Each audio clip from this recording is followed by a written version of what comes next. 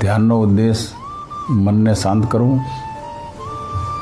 અને પરમાત્મા સાથે જોડવું. શાંત મન પરમ તત્વને ધારણ કરી શકે છે. અશાંત મન સંસારને ધારણ કરે છે. મનને શાંત કરવું જરૂરી છે. મનને સંકલ્પ વિકલ્પમાંથી હટાવીને જે સત તત્વ છે, જે પરમ તત્વ છે એની સાથે જોડવું. મનને પ્રભુમાં જોડવાનું છે.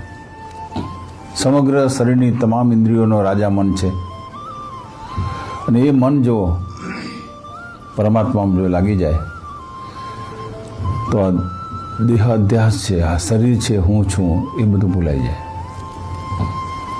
એટલે મન જ સંસાર ઉત્પન્ન કરવાનું કારણ છે અને મન જ મોક્ષનું કારણ છે.